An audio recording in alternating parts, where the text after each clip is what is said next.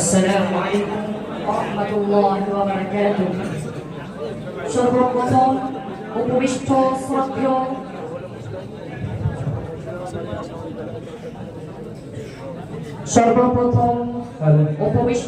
শ্রদ্ধেয় সম্মানিত সভাপতি সাহেব, মহামান্য বিচারক, বিচক্ষণ বিচারক মণ্ডলী ও বহিরাগত অতিথিবৃন্দ, সকলের প্রতি ভালোবাসা ও উষ্ণ অভিনন্দন জানিয়ে আপনাদের সম্মুখে একটি আকর্ষণীয় ও শিক্ষণীয় মোকালামা উপস্থাপন করতে চলেছি। প্রিয় দর্শকবৃন্দ, আজকের মোকালামা মোবাইলের উপকার ও অপকার। যেখানে মোবাইলের মাধ্যমে মানুষের কি ভয়ঙ্কর হালাত হতে পারে সেটা দেখলে আপনারা নিজেই মোবাইল ফ্লাইট মোডে পাঠাতে চাইবেন। চলুন শুরু করা যাক আমাদের আজকের মোবাইলের মোকালামা। এখন শুরু হতে চলেছে আপনাদের সম্মুখে মোবাইলের উপকার।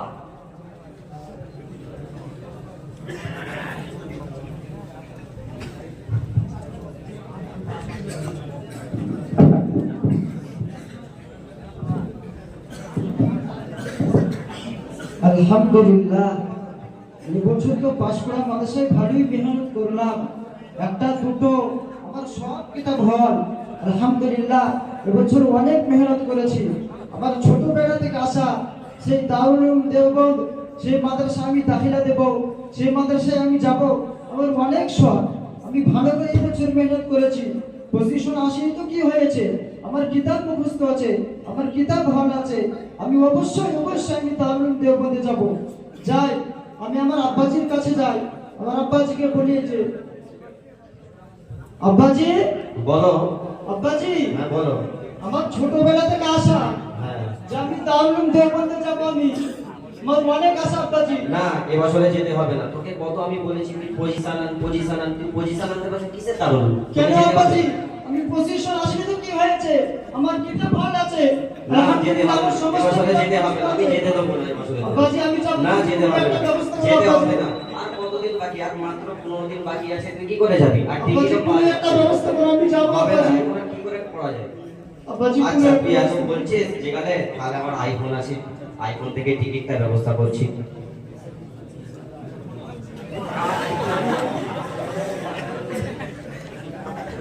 দেখছি, তোমার চেষ্টা করছি। কোথায় টিকিট? তো নাই। আব্বাজি একটু দেখুন ভালো করে আব্বাজি। না না, চেষ্টা করছি না। আলহামদুলিল্লাহ, একটা টিকিট আছে। আব্বাজি পাওয়া গেছে? হ্যাঁ, পাওয়া গেছে। আলহামদুলিল্লাহ। আলহামদুলিল্লাহ, ঠিক আছে।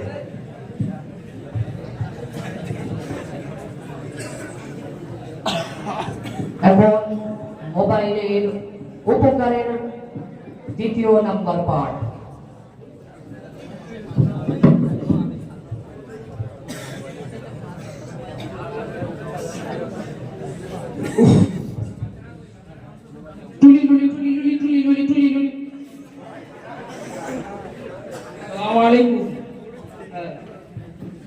ও, সন্তানের শরীর খারাপ? আচ্ছা আচ্ছা, ঠিক আছে, ওই টাকাটা নিয়ে খরচা করো। আর কি করবে, ওই তো শেষ টাকা। পেরেশান হয়ে গেলাম। মাদ্রাসা থেকে 5-6 হাজার টাকা বেতন দেয়, এই টাকা নিয়ে সংসারে দেবো না আমি কেতাব কিনবো? 15টা বছর আমি পাঁশকুড়া মাদ্রাসাতে পড়লাম, সব কেতাব আস্তে আস্তে ভুলে যাচ্ছি। আমার কাছে কোনো কিতাব নেই, শুধু কুতুবখানার কেতাব নিয়ে পড়তাম। আর এখন একটাও কিতাব নেই। মানুষ মশলা জিজ্ঞেস করতে আসে, আমি কি পেরেশান হয়ে তোমাকে চিনতে পারলাম না তো। আরে তুই ফার্সির সাথে তো আমার। হ্যাঁ, বুকে কেমন আছিস? অনেক ভালো। এখন কি করছিস? এখন এই আমি তো পাঁশকুড়া আমি তো এখন আমাদের ঘরে ঘরে ছোট মাদ্রাসাতে পড়াচ্ছি এখন। আমি মাদ্রাসা ছেড়ে দিয়ে একটা কম্পিউটার দোকানে যাব। ও, কম্পিউটারের দোকানে কাজ করছো? তুমি টেনশন করছো? আরে ভাই বলো না, ওটা পার্সোনাল ব্যাপার তো। আরে নিজেদের মধ্যে দিলে কোনো ব্যাপার না। আচ্ছা বলছি, তাহলে মাদ্রাসা থেকে অনেক কম বেতন পায়, আর সেই বেতনের টাকায় সব সংসারে খরচা হয়ে যায়। আর সেই টাকা দ্বারা আমি যে 15টা বছর ঠাকুরা মাদ্রাসাতে পড়ে মাওলানা হলাম কত কষ্ট করে, আর এখন মানুষ মশলা জিজ্ঞাসা করতে আসলে আমি সে কেতাব খুলে দেখে হয় হাওলা দিতে পারি না, শহীদ রাস্তা বলতে পারি না, কেতাব মোতালা করতে পারি না, বহুত পেরেশানে আসে। এর একটা পন্থা কিন্তু আমার কাছে আছে। আচ্ছা কি বলো না ভাই? আমার কাছে ফোন আছে। হ্যাঁ আমি কিছু টাকা জমিয়ে জমিয়ে এই স্ক্রিন টাচ ফোনটা কিনেছি, দেখো স্ক্রিন টাচ ফোন। হ্যাঁ এই ফোনেও হয়ে যাবে। হ্যাঁ কেমন ভাবে হবে দেখাও, একটু দেখাও। বলছি তুমি এই ফোনেও কিতাব ডাউনলোড করতে পারবে। হ্যাঁ, আমার বুখারী শরীফ ডাউনলোড করে দেখি। বুখারী শরীফ এই দেখো। দেখো তো হুজুর এই কিতাবটা। হ্যাঁ হ্যাঁ আমি তো এইটাই মুফতি ইব্রাহিম সাহেবের কাছে এই কিতাবটাই পড়েছি। হ্যাঁ হ্যাঁ এটাই বুখারী। হ্যাঁ হ্যাঁ হ্যাঁ এটা। এটা ডাউনলোড করে দেবো। হ্যাঁ হ্যাঁ ডাউনলোড করো। ডাউনলোড মানে হচ্ছে তুমি এটা বিনা ইন্টারনেটেও পড়তে পারবে। মাশাআল্লাহ, তাহলে অনেক ভালো। দেখো হ্যাঁ হ্যাঁ পুরো একদম একই ব্যাপার। একদম একই। তাইলে তো বিশাল উপকারিতা আছে ভাই। বাহ আলহামদুলিল্লাহ, আমি কি জানতাম না। এই মোবাইল দ্বারা তুমি অনেক উপকার পেতে পারবে। হ্যাঁ তবে সেটা ভালো কাজে ব্যবহার করতে হবে। অবশ্যই ঠিক।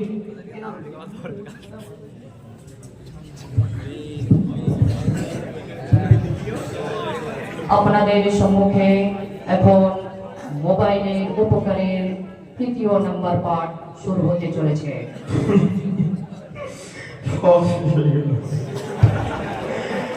আজ বাসের গ্রামের ছেলেরা কত কেরাত প্র্যাকটিস করে, যদি আমার একটু কেরাত প্র্যাকটিস করার ইচ্ছা হয়, যদি সেই মিশরের কারীদের কাছ থেকে একটু কেরাত প্র্যাকটিস করতে পারতাম। আজ আমাদের হযরত নবীজি ভারতে লকডাউন টানার কারণে বাইরে যেতে পারি না, মিশরের কারীদের কাছ থেকে কেরাত শিখবো বড় আশা আমার। আজ সেই কারীর কাছে আমি যেতে পারি না, বড় আশা হয়। ময়না তুই কাঁদছিস কেন? হ্যাঁ কি হয়েছে? বাড়িতে কোনো আর প্রবলেম বলো হয়েছে? ভাই, কত আশা ছিল কেরাত প্র্যাকটিস করতে, আমি পারি না কেরাত প্র্যাকটিস করতে, আমাকে একটু সুযোগ করে দিন। ঠিক আছে তুই কোনো চিন্তা করিস না, আমি ব্যবস্থা করছি। তোদের কাছে কোনো ফোন আছে? না, তুমি একটু ব্যবস্থা করে দাও না।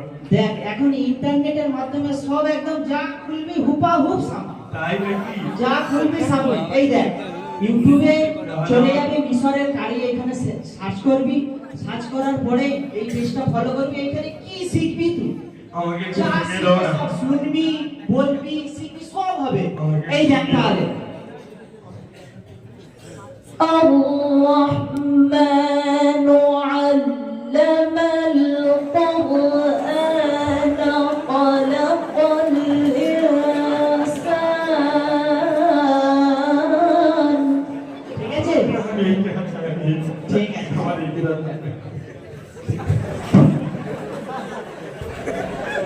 তো দর্শকবৃন্দ, আপনাদের সম্মুখে এখন মোবাইলের উপকারে 4র্থ নম্বর পাঠ শুরু হতে চলেছে।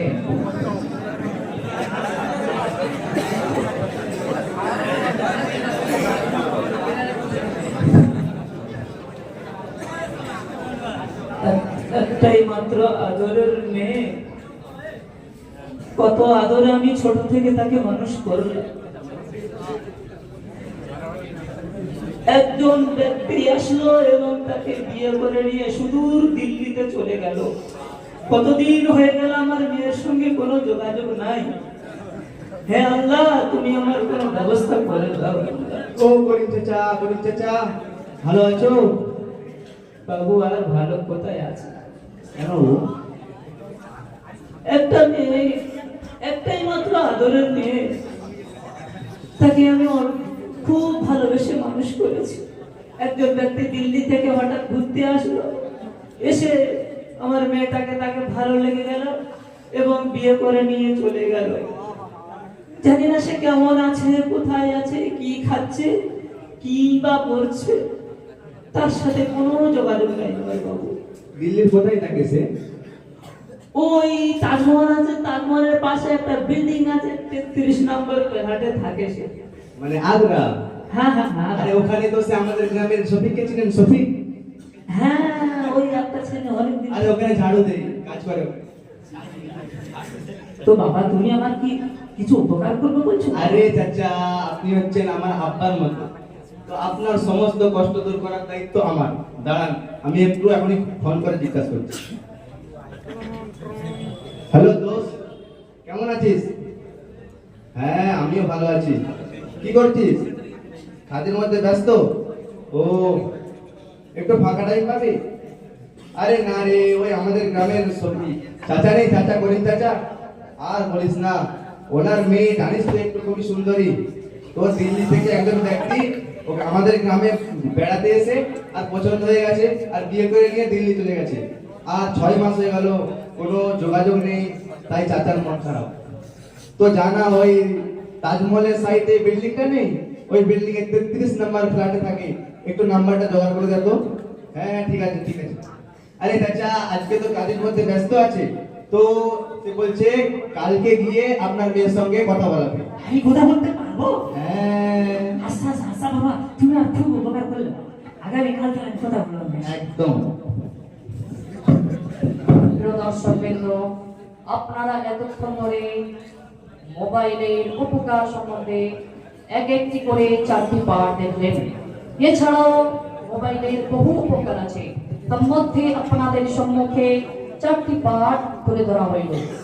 এবার আপনাদের সম্মুখে মোবাইলের অপকারের পাঠগুলি তুলে ধরা হচ্ছে।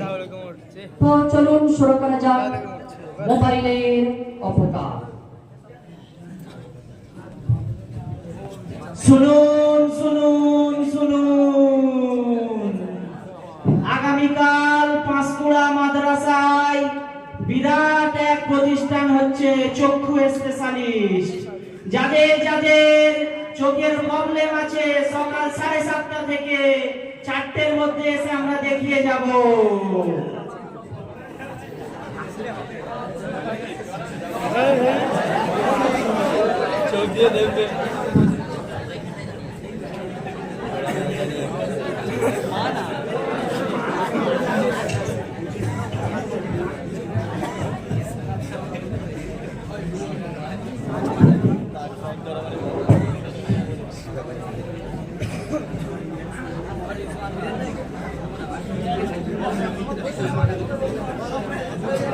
নাম্বার 1 চলে এসো।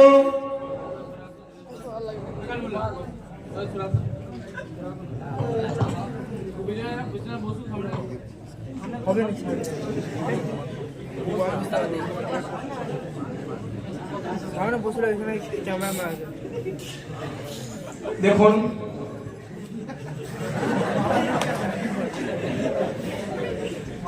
ওহো বুঝেছি, আপনার তো 550 পাওয়ারের চশমা লাগবে। হ্যাঁ এর কারণ এটাই হতে পারে আপনি অত্যন্ত ফোন দেখেন না রাতে। আমি দুটো একটা ফোন গাড়ি। ও বাবা, তোমার 550 নয় 1500 পাওয়ারের চশমা লাগবে। আচ্ছা আচ্ছা আমি দিচ্ছি, ওষুধ লিখে দিচ্ছি।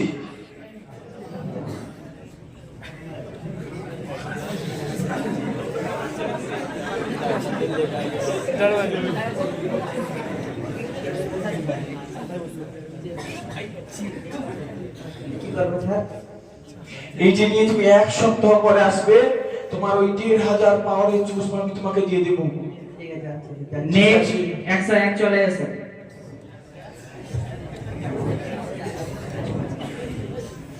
দাঁড়ান।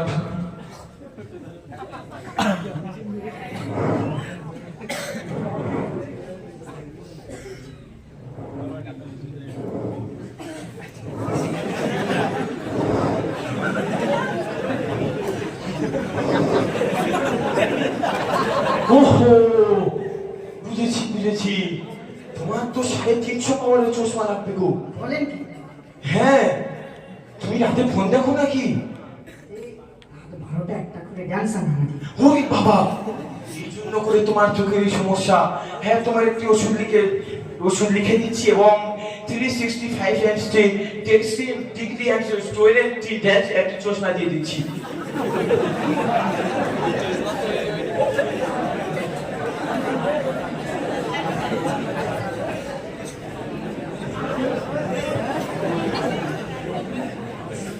ব্যাস আজকে এই পর্যন্তই। অনেক সময় হয়ে যাওয়ার জন্য আজকে আমরা এই পর্যন্ত সমাপ্ত করছি। আগামী মাসের 14 তারিখে আবার 7টা থেকে 4টা পর্যন্ত দেখানো হবে। আমরা যারা বাকি আছি সবাই চলে আসবো। তো দর্শকবৃন্দ, আপনাদের সম্মুখে এখন শুরু হতে চলেছে মোবাইলের অপকারের দ্বিতীয় পাঠ।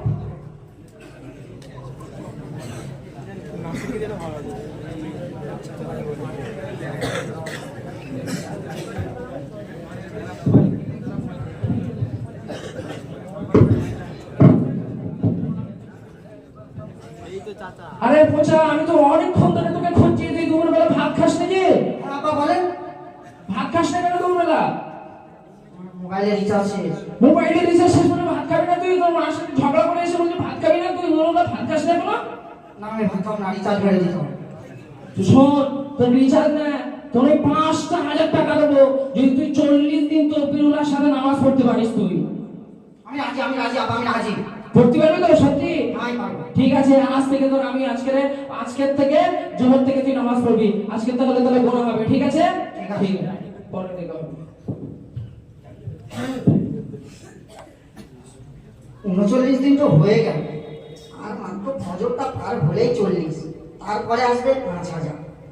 থাক, আজ রাত্রে একটু মোবাইল দেখে তারপরে যা হয় হবে।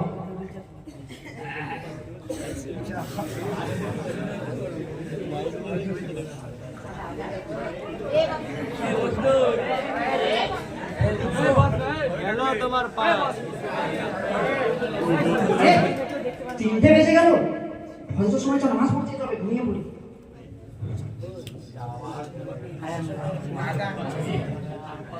আরে সকাল 8টা বেজে গেছে, এবার আপা কি বলবে? যা যা যা যা যা যা। ওই পোচা, তোর আজকে ফজরে দেখা পেলাম না কেন রে মসজিদে? হ্যাঁ, ভুল হয়ে গেছে। ফজরে নামাজ পড়িস না?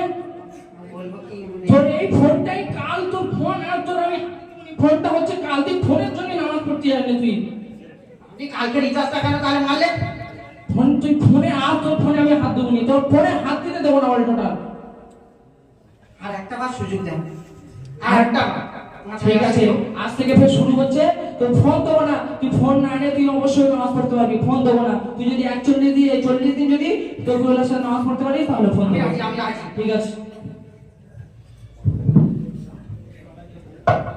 দর্শকবৃন্দ, আপনাদের সম্মুখে আবার শুরু হতে চলেছে মোবাইলের অপকারের তৃতীয় পাঠ।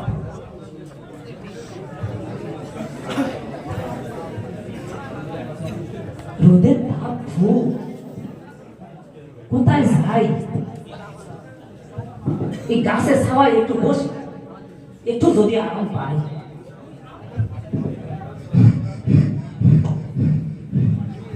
কিরে পোষা, হাঁপাচ্ছিস কেন? আরে আপনার তো ভাইপো মারা গেছে। এ কেন রে? ও তো আমি দেহ তো দেখে আসলাম, এক্ষুনি মারা কি করে গেল? কেবল ওর কি কোনো কাজ নাই? সাত থেকে লাভ পাঠাতে যাবে কেন রে? আরে আপনার ভাই তো খারাপ করেছে, মোবাইল দিয়ে দি। ওই মোবাইলে দেখে না স্পাইডারম্যান, ছোটা ভীম, মাইটি রাজু, ওগুলো তো এরা একটার থেকে অন্য সাথে লাভ মারে। ও মনে করছে ওরা পাচ্ছে, আমি কেন পারবো না? তো লাভ দিয়েছে আর গেছে। হায় হায়, সর্বনাশ সর্বনাশ। ওই ভাইটার আমি কথাটা কইলাম, তুই ওর মোবাইল দিস না বেটা, তুই ওর মোবাইল দিস না। শুনলো না, বড়দের কথা শুনবে না। এই দেখ, এখন এই অবস্থা হয়ে গেল। চল চল চল চল চল। প্রিয় দর্শকবৃন্দ, এখন আপনাদের সম্মুখে মোবাইলের অপকারের চতুর্থ পাঠ শুরু হতে চলেছে।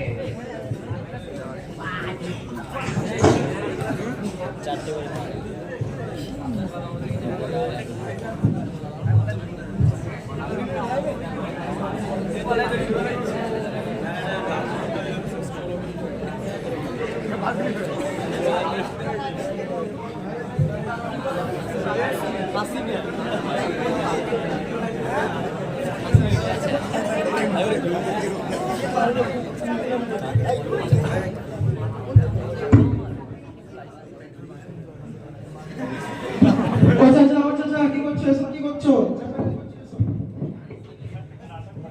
না, আমি আগে জীবন রাখতে চাই না। কি হয়েছে? কি হয়েছে তোমার? না, তুমি জানো না, ছোটবেলায় তিনটে বিয়ে করেছিলাম। প্রথম বউটা শ্বশুর বাড়িতে আমার মুখটা খালি করে দিয়ে চলে গেল। ওই বন্ধুদের পাল্লায় পড়ে আমি ফোন কেটে আমার জীবন শেষ হয়ে গেল।